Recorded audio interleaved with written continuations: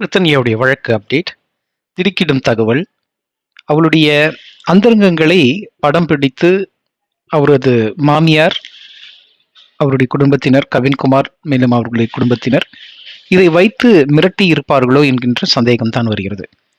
அன்பர்களே, இதுல நடந்த கொடுமை என்ன பார்த்தீங்கன்னா, ரித்தன்யா வந்து 2 வார்த்தை சொல்லியிருக்கிறார். ஒன்று உடல் வேதனை, 2 உளவியல் ரீதியாக வேதனை. உடல் வேதனை என்பது கணவன் கொடுத்த வேதனை, வலி. மேலும் இது தெரியாமல் இந்த கடைசி வாக்குமூலத்தை அவர்கள் காரிலிருந்து பேசுவதற்கு முன்பாக கிட்டத்தட்ட 12 வாய்ஸ் நோட் அனுப்பியிருக்கிறார்கள், 12 ஆடியோ. அதில் வந்து 6 ஆடியோ நோட் தான் எல்லாருக்கும் தெரிய வந்திருக்கிறது. இதில் மிச்சம் இருக்கக்கூடிய 6 ஆடியோ நோட்கள் அவருடைய தந்தையாருக்கு அவர் சொல்லியிருக்கிறார். மேலும் தன் உடல் ரீதியாக ஏற்பட்ட துன்பங்களை அவர் குறிப்பிட்டிருக்கிறார்கள். அதில் வந்து சந்தேகிக்கும்படி இந்த ஒரு ஊடகங்களில் கேமராவை சில கண்காணிப்பதற்காகவும் அந்தரங்களை படம் பிடிப்பதற்காகவும் இவ்வாறு ரித்தன்யாவுடைய வீட்டில் அவருடைய அறையில் அவங்க மாமியாரே வைத்தார்கள் என்ற ஒரு தகவல் வந்திருக்கிறது. இது வந்து இன்னும் போலீஸ் ஸ்டேஷன்லேருந்து எந்த விதமான அறிக்கை வரல. 30ஆம் தேதி வழக்கு வரும் பொழுது இது மேலும் இதற்கு விசாரணைக்கு வரும்.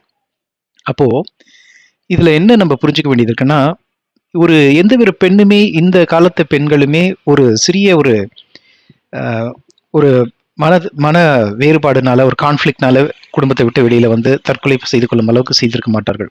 அதை தாண்டி மிக குரூர முறையில் அவர்களை மிரட்டி வன்கொடுமை செய்து அவளை வந்து நீ வெளியில் போனால் நான் இந்த மாதிரி செஞ்சிடுவேன், இதெல்லாம் அவர்கள் வந்து திட்டமிட்டு சதி செய்திருக்கிறார்கள். இதில் நான் எப்படி சொல்கிறேன்னா, 3 குறிப்பு அவருடைய மரண வாக்குமூலத்தில் கொடுத்துருக்கிறார்.